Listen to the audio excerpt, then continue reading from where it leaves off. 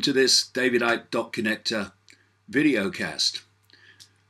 Well, some years ago, 2016, when Donald Trump was elected, the general opinion was that it was a shock that he'd somehow bucked the system.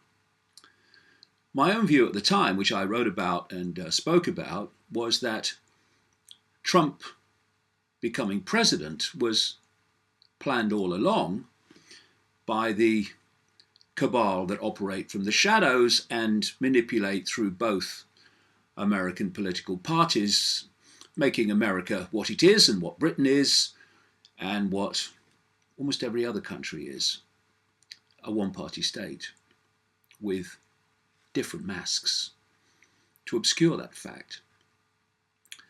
And the question then was, well, why would they want Trump in the presidency?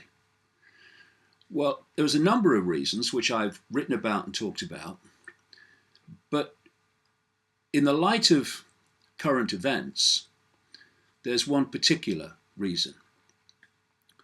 They wanted Trump to be a figure around which they could divide and thus rule the United States by breaking up American society into basically two camps: those that hate Trump and those that love Trump, and to develop that division and make it more and more extreme until it moved from verbal civil war, which is what we've been having, and censorship civil war, censoring one side and letting the other say what it likes, to move into what has been planned all along, which is a form of physical civil war, and we're starting to see that unfold. And what we're looking at is a form of Marxism that's being developed, and I will talk more later about the way that Marxism plays out. But in my new book, which is out soon and will be is actually available for pre-order now on davidicke.com, The Trigger, I actually address this subject in part of it, and I highlight a man called Saul Alinsky. He died in 1972. He was known as the godfather of community organizing, community manipulating. And among students of Alinsky's work were and are Hillary Clinton, the House Speaker Nancy Pelosi, and former President Barack Obama. And in a book that Alinsky wrote in 1971, it's called Rules for Radicals, he, among his rules for overthrowing the established order, was to focus upon a common enemy, he said. Once the enemy figure was established, the community would come together in united opposition and put aside differences to focus on a common goal. It's the classic, create an enemy and then focus everyone on that enemy. And this is why Trump was brought to power. One major reason, there are others, to be that common figure of focusing hatred by one side of society. And this is what Alinsky wrote. Pick the target, freeze it, personalize it, polarize it. Don't try to attack abstract corporations or bureaucracies. Identify a responsible individual. Ignore attempts to shift or spread the blame. Now, people who've read my books and watched these videos will be well aware that you're not looking at a Trump supporter, nor are you looking at a supporter of the other face, the other mask on the one-party state, the Democrats. But if we're going to be mature and adult, we have to see the mind game that's being played here. So, everything now that happens negatively in America is the fault of Trump. It's all Trump. And this is so focused attention of the Trump opposition upon Trump that so many other problems and the non-simplistic answers to those problems are forgotten, because it's all Trump's fault. And as part of this division of American society, and it's happening in other countries too, to create this structure for civil war, is to play races off against each other. Actually, play races that are not white off against a race that is white. It's divide and rule, it's classic. And so what you've had from the moment that Trump was elected is the emergence of this label of condemnation and demonization called white supremacy, racism, toxic masculinity, which, you know, when you look at the way it's emphasized, means white toxic masculinity. The suppression of the feminine among Muslim masculine toxicity is never mentioned, because that's not part of the agenda.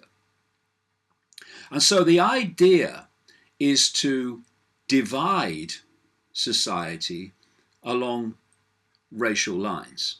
This is why all this white supremacy and what have you has been so emphasized, not least, of course, in the wake of the horrific mass shootings of the last few days.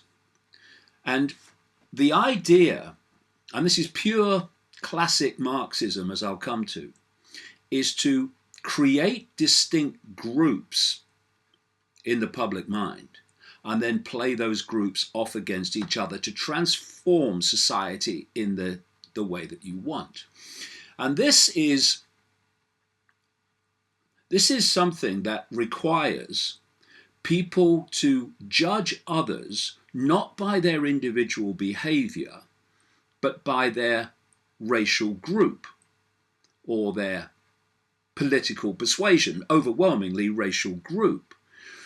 My philosophy is, or my way of looking at the world and what people say, is to look at what people say, not to look at the colour of their skin or their political persuasion, but to listen to what comes out of their mouth and see if I feel it has validity. And it's one thing is worth remembering.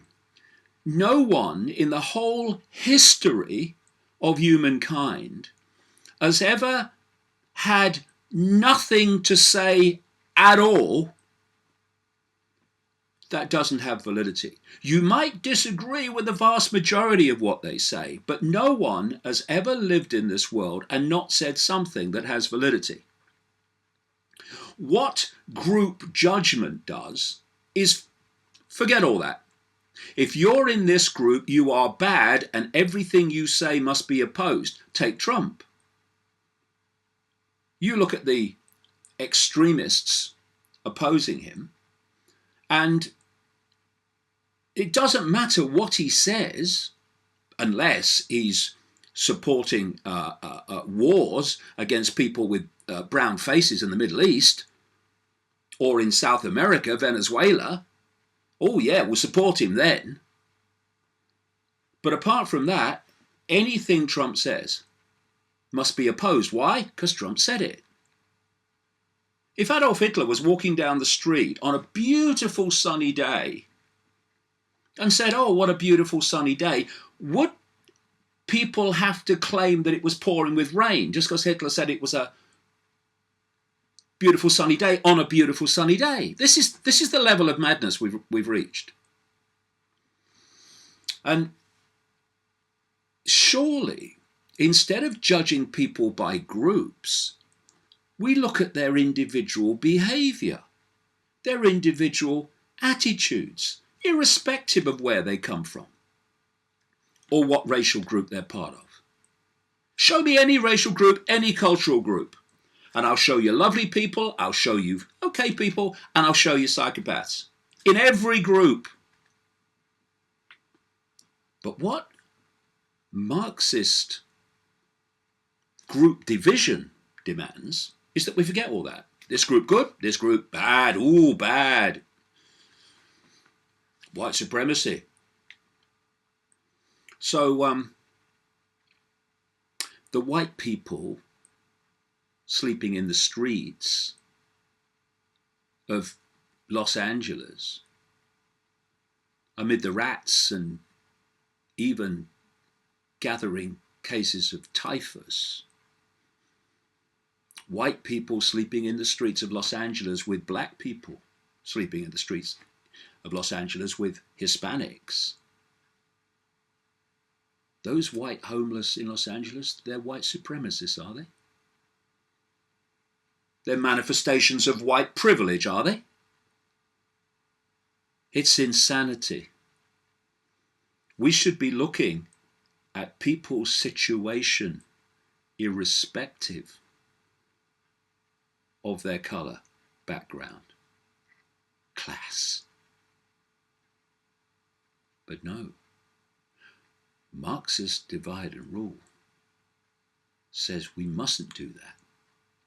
Because once you start looking at people as individuals, irrespective of their race, culture and background, you've lost the group mentality to play one group off against another to transform human society. My own philosophy that I've talked about many times over the years is that we are all points of attention within the same state of infinite awareness, infinite consciousness. That point of attention can be the size of a pea, or it can be massively expanded. It's just a choice about how much of our human mind we want to open to the infinity of possibility.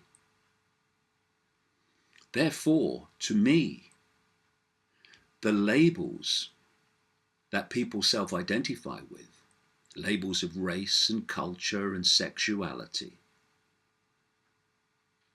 and all the others, are illusions. They're not who we are. We are infinite awareness on an eternal journey of exploration across the infinite forever. The labels that we self-identify with, which allows Marxist divide and rule through groups, they are merely experiences, brief experiences, that our infinite state of awareness, our point of attention, is currently experiencing. But once people self-identify with the labels, particularly the racial labels at the moment, then the structure appears to divide and rule society. And while the different groups are played off against each other, the people who are holding the strings of all the groups change the world in the image they've so long desired,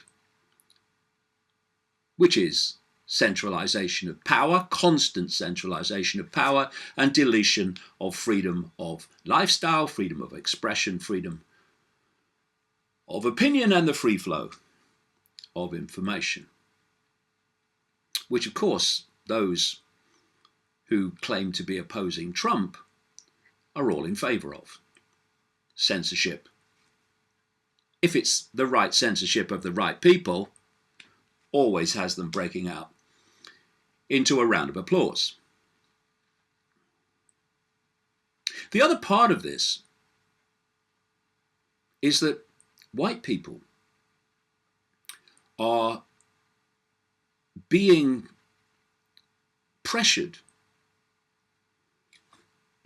excuse me, to be ashamed of being white. What? You see people now, oh, I'm so ashamed to be white. Why? It's just a body of a certain type that allows your consciousness to experience this narrow band of frequencies we call the human world for a tiny brief period before you explore the rest of forever. And what is this obsession with race all about? You're white, you're not white, you're this colour, you're not that, you're that colour. It's racism. Show me a virulent anti-racist, in quotes, activist, and I'll show you someone who's obsessed with race. It's all an inversion.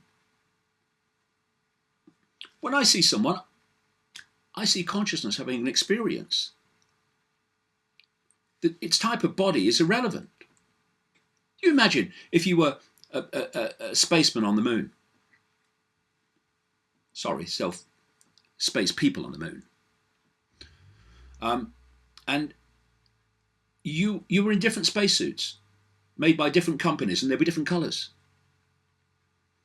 And you were having an argument with your fellow astronauts on the moon, even a punch-up, because your spacesuits were different to each other. I mean, Houston, we have a problem. And people will go, that's bloody mad, that. What are they fighting each other over the different type of spacesuit they're wearing? They're not their spacesuit, they're the person in it. Exactly. But that's what racial division actually is doing, if you break it down. So, white people have to be ashamed of being white now. So, we're supposed to be ashamed because of what some white people have done throughout history to enslave others. The fact that other races have also enslaved others, well, forget about that, because the white race is the target of this cabal, and thus we must only focus on that. Now, when I was a kid, and I first started to learn about the British Empire, and how it went into country after country, so vast, they said the sun never sets on the British Empire. And they imposed their will upon those countries and those peoples. I, just as a little kid when I started learning about this, was absolutely stunned, shocked, and disgusted that one country could impose its will and hijack other countries and cultures in the way the British Empire did, and other empires have done, like the American Empire is doing now in the Middle East, has been doing for year after year after year. But A couple of things. First of all, while the elite of Britain, actually a global elite based in Britain, was imposing its will upon so much of the rest of the world, other white British people, the great vast majority, were living in abject deprivation and poverty on a scale that beggars belief. Just like white people are sleeping in the streets of Los Angeles with black people and Hispanic people today, while white people as a group are called white supremacists and having white privilege. And the other thing is, why am I not personally ashamed of being white, just a body, when white people of the British Empire, for example, did that to other countries? You know why I'm not personally ashamed? Because I didn't do it. Other people, an elite in white bodies, did it. Not me. I don't care if this body is white, brown, black, or any other colour.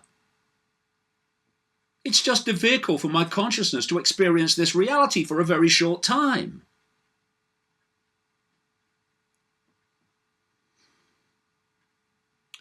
Should Chinese people, in general, be personally ashamed for what Mao Zedong did, and these other Chinese dictators, going further back in history, the horrors that the leadership of China perpetrated? Of course not. You know why? They didn't do it.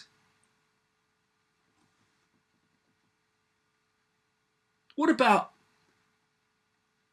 the African elite and the horrors it has and continues to perpetrate upon black African people?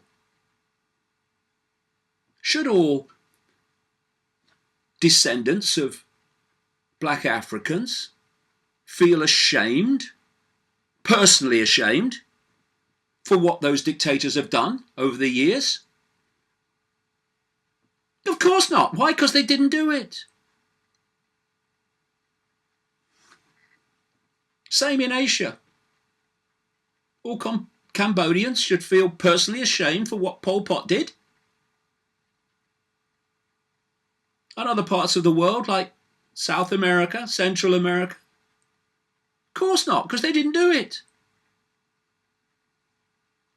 But this collective guilt that we are supposed to accept is all part of this creation of distinct groups to be played off against each other. And I say this to white people, to black people, to Hispanic people, to any kind of people. You are being had. You are being played off against each other, so a tiny elite can divide and rule the target population to control the target population and the direction of the world. So what's going on? Well, what's going on is another form of Marxism. See, there is this myth, you see, that capitalism is an elite structure. Okay, all right, let's accept that. But Marxism, communism, ooh, no, that's a philosophy. That is a political expression of power to the people. That's what it is. Well, first of all, Karl Marx was not a man of the people. He was a puppet of the banking class. See, you can control society. What do you need to control society? You need to centralize power. The only way a few can control the many is to centralize power. That's why we've seen globalization and the centralization of power in all areas of our lives, which keeps going on and on and on. The more you centralize power, the more power you give to the few over the rest. So, capitalism, if you can absorb and control the flow of money and where it goes and where it doesn't go, you create power centrally to dictate to the rest of the population because they do not have the financial power that you do. So what is capitalism? It's the centralization of power via the accumulation and control of money. What is communism?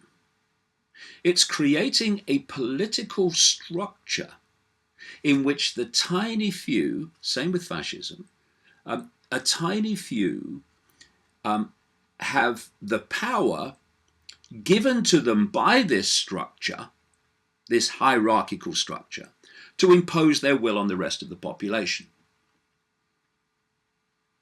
And the common theme between the two is that a tiny few sit upon the top of the hierarchy. They sit on top of the capitalist hierarchy. They sit on top of the communist Marxist hierarchy. Either way, the same elite is in power. But they have to get us to see that they're different, that fascism is far right and communism is far left, when actually they're, again, expressions of the same thing, masks on the same face of control by the few. So, you look at how Marxism works. Look at original Marxism. It divided society. That word again, divided society. Look at America now and increasingly other countries. Between the bourgeoisie and the proletariat. In other words, between the haves and the have-nots. And so you had the mass of the people pitted against the few, the elite, at least in theory, the real elite were holding the strings of both sides. And as a result, that struggle, that class struggle, transformed society, and in terms of, for instance, Soviet Russia and communist China, created this hierarchy of dictatorship, in which, at the end of the People's Revolution, the ruling class are in control, just in another form. The new Marxism, and this explains a few things, which I'll come to in a second. The new Marxism is about self-identity groups. Instead of the haves and have-nots played off against each other to transform society, you create groups of self-identity and you play them off against each other. And because they're self-identity groups, you can create many more groups than you can with the haves and have-nots. That's why we're seeing this explosion now of racial identities, sexual identities, and so on and so forth. And they're all little groups to be played off against each other. Once you had the feminist group played off against male groups, masculine groups, and now you've introduced the transgender group through transgender activism, and now you've got the transgender group in opposition to the masculine group and also in opposition to the feminist group in so many ways that see that their influence is being usurped, not least in women's sport, for instance. This is classic Marxism. And because they're self-identity groups, this brings about an explanation for what would otherwise be unexplainable. What you have now is, well, let's look at what you had before. What you had before with what I might call the genuine left, the genuine liberal left, because, you know, this progressive left is not left at all. It's certainly not liberal. It's a tyranny. And so with the genuine liberal left, which is the background that I came from as a kid, that opposed the power of the haves and have-it-alls. So you would be opposing the power of billionaires, for instance, because that was still in the group division of the bourgeoisie and the proletariat. Not today, no longer with self-identity groups, because it's no longer about class and it's no longer about money, it's about self-identity. So this explains why the so-called progressive left, if only, is in bed with billionaires like George Soros and the billionaires of Silicon Valley. That's why they cheer them when they censor people who are challenging the official narrative. The progressive left, anti-establishment, has become the new establishment. It's unbelievable. Why? Why are they on the side of billionaires? Because it's no longer about have or have-nots. Because if it was, instead of talking about whether you call somebody he, she, or they all the time, you'd be looking at what's happening to homeless people in Los Angeles, of whatever background and culture and race. But no, it's not about that. So, it doesn't matter if you're a billionaire and a total hypocrite and couldn't care frickin' less about the poor and destitute. Do you support our self-identity group? If you do, you're one of us. And so we have someone like George Soros who pours billions into the so-called progressive left. That's why I call them Soros progressives, who has said that he doesn't take into account social consequences in his financial dealings. He's just there to make money. Why would someone with that philosophy want to put billions into the progressive left opposing Trump? Why would someone like Sheldon Adelson, the Las Vegas casino billionaire and Israeli media owner, want to put vast amounts of money into Trump? Divide and rule. Civil war. Because while the target population is fighting itself, it's not looking at where the power really is.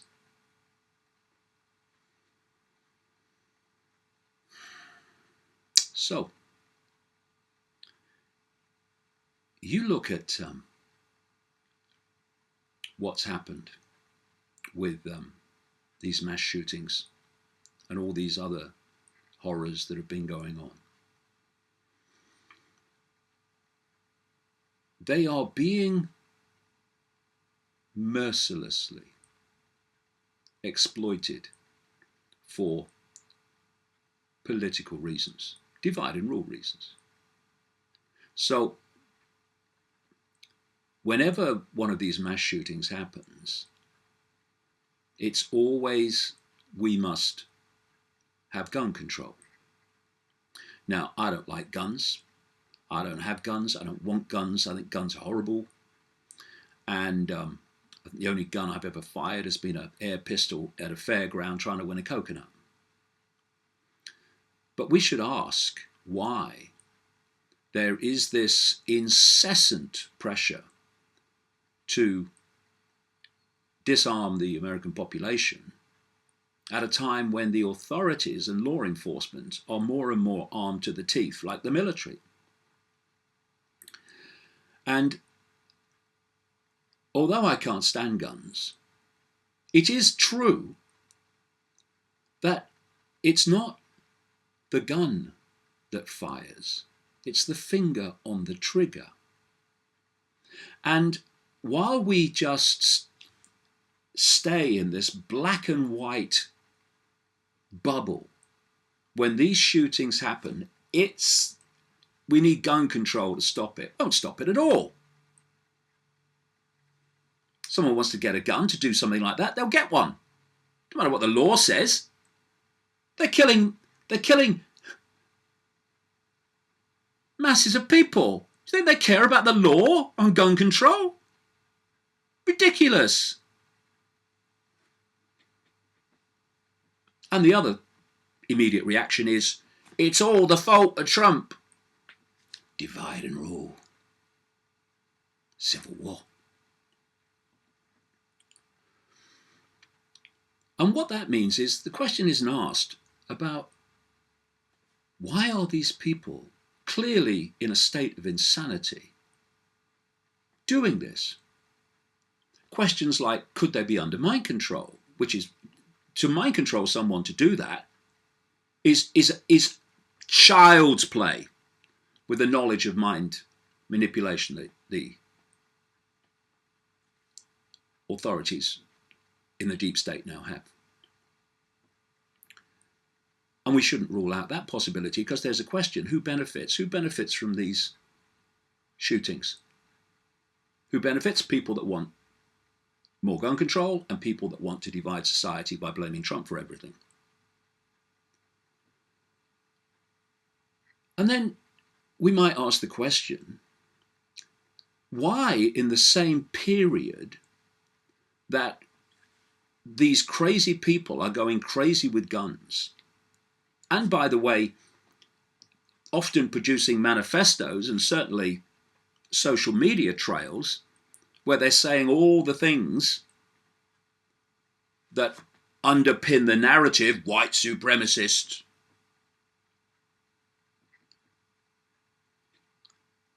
Why in the same period that this is happening are we seeing an absolute explosion of teenagers committing suicide, an even greater number in daily states of anxiety? Why in this same period is the number of people contracting dementia and Alzheimer's going through the bloody roof? Here's a story from a British newspaper this week. Dementia is now the cause of 1 in 8 deaths. Why?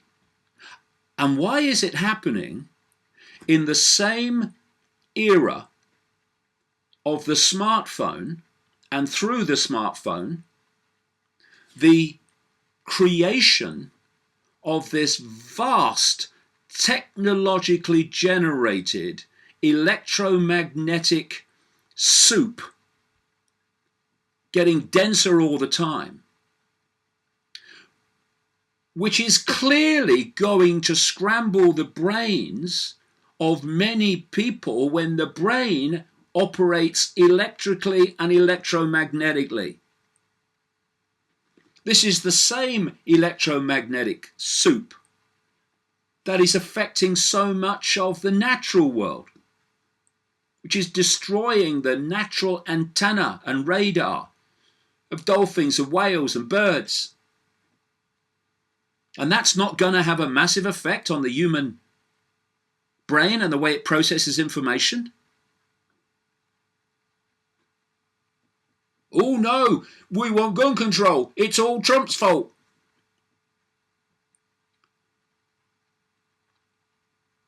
And what does anyone think will happen with regard to this as 5G is increasingly introduced, that takes the impact of this electromagnetic, technologically generated insanity to still new levels of disruption of the human mind and the human emotions.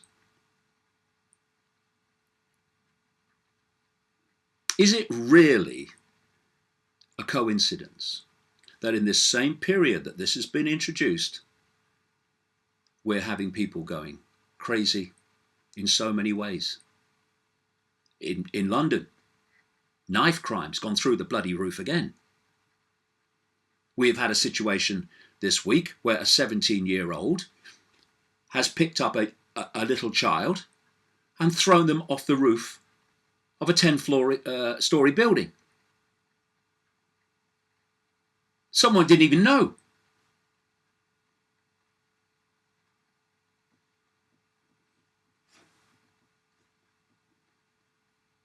These are the areas that you explore when you have a smear of maturity and you don't see the world in black and white. But you have to see the world in black and white if you want to divide and rule the population and create civil war in America and elsewhere. Something along the same lines, not quite as extreme, is happening in Britain with Brexit. And it's worth just before I move on to the next stage of this subject, to look at a story from this week. Scientists announce they can manipulate brain cells with smartphone-controlled implant. Researchers determined that smartphone notifications can make brains go completely haywire. It has also already proven that exposure to all sources of cell phone and wireless Wi-Fi radiation can disrupt the blood-brain barrier, which stops toxins and other things getting into the brain, which can cause it to leak. This can also kill brain cells. Research also indicates it can cause irreversible damage on brains, and kids are more affected, not least because they've got thinner skulls. Researchers also determined that it can reduce impulse control, which can lead to violence and homicide. No, it's gun control and it's Trump. And this is now moving. In fact, it started to move that way this very week in terms of what's come to light, and has been moving that way for some time, whereby you take this white supremacy and this idea of violence, and you apply it to what have become known as conspiracy theorists, which they call me. I'm not a conspiracy theorist, I'm a conspiracy researcher. A theory says, I think on the base of it, this is what's happening. Yeah, that's conspiracy theory. And we should be exploring those things. But much of it is, this is what happened, and this is the facts to prove it. How many conspiracy theories ridiculed at the time turn out to be true? Endless numbers. But if you are this cabal that wants to centralize power in the world to the point of a global dictatorship, which is what I'm talking about, then you don't want people to know that's what you're doing, do you?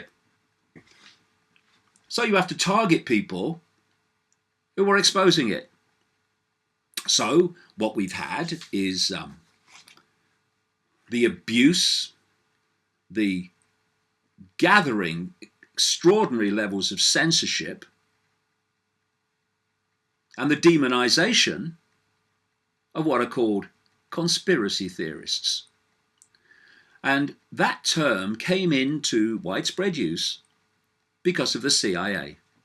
which in 1967 contacted major media organizations in the United States, urging them to use the terms conspiracy theory and conspiracy theorist to discredit people who didn't believe the official story of the Kennedy assassination. You know, people with half a brain on active duty. And now they are turning the demonization of such people onto another level. This is a story from this week. Exclusive. FBI document warns conspiracy theories are a new domestic terrorism threat. See, what are they calling this whole idea of white nationalism, white supremacy? They're calling it domestic terrorism. And so now you move the term and you apply it to conspiracy theorists. You want to silence and you want to discredit and you want to demonize so that people don't hear what you don't want them to know.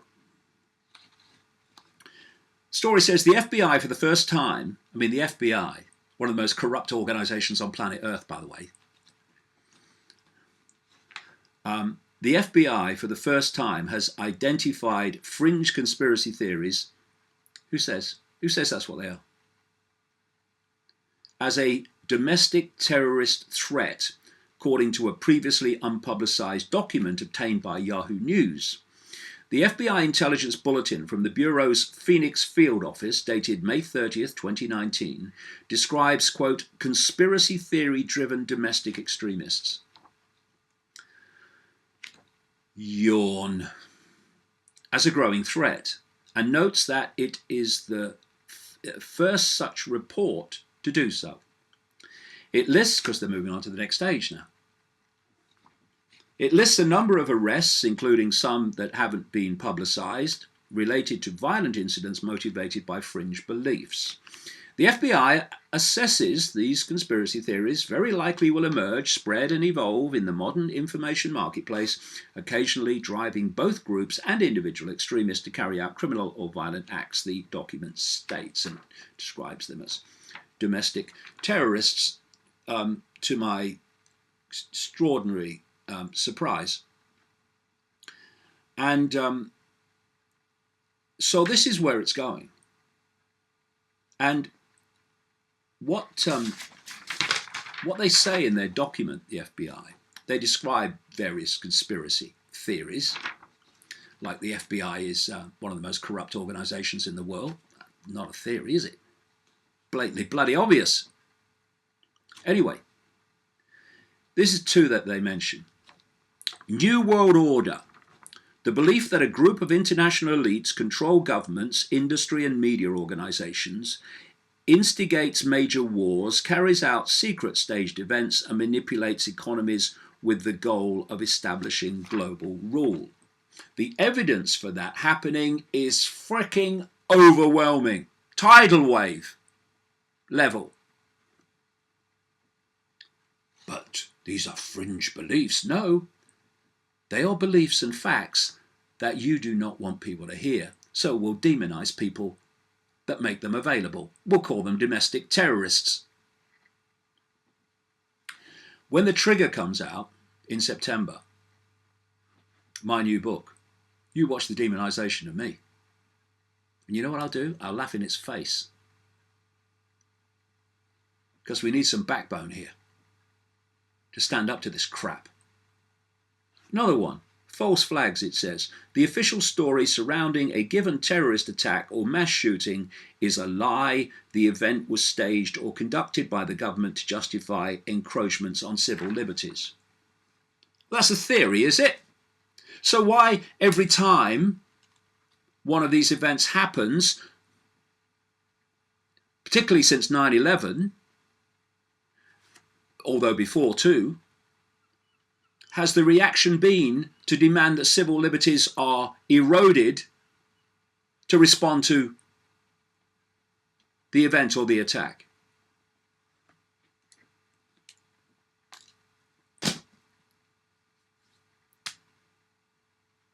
Ladies and gentlemen, of every colour, of every race, of every income bracket, of every sexuality, you are being played.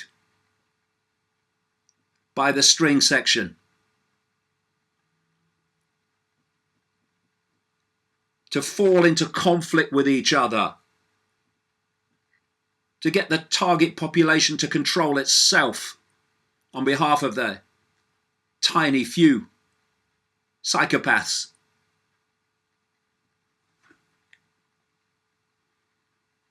We need to put down black and white. We need to see the shades of grey. We need to see that we're being played off against each other. And to stop allowing it to happen. To stop judging people by their race, whatever it may be. By their culture. And looking at what they say, what they do, how they behave. As individuals, no matter what their racial or cultural background. Then, the ability to divide and rule us, and the few control the many, dilutes and dilutes and dilutes the more we do it. And instead of looking at simplistic answers to grotesquely use horrific tragedies that destroy people's lives, destroy the loved ones of those people, instead of using those tragedies for political exploitation, which is what's happened this week grotesquely and always does, we need to have the maturity to look at what's really behind this, because only when we know that we will be able to stop it. Without the cause, you can't find a way to stop it repeating.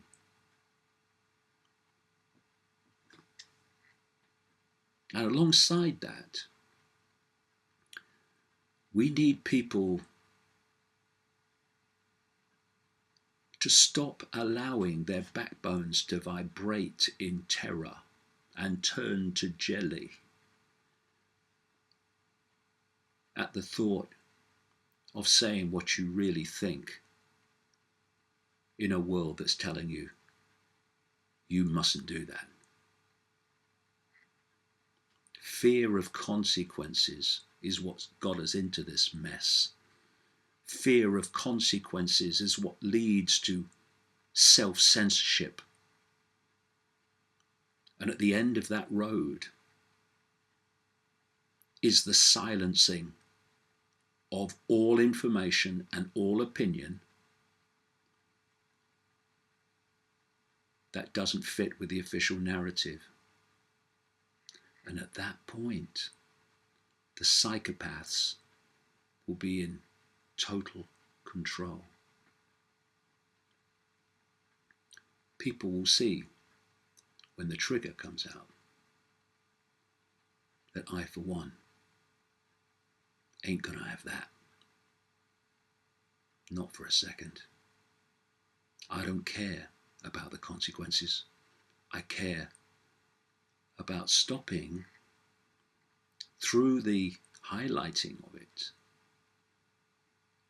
an agenda that will enslave this world, even more so our children and grandchildren, on a scale that would make Orwell wince. We stand up now. We speak out now. Or we condemn our children, our grandchildren, and ourselves to that future.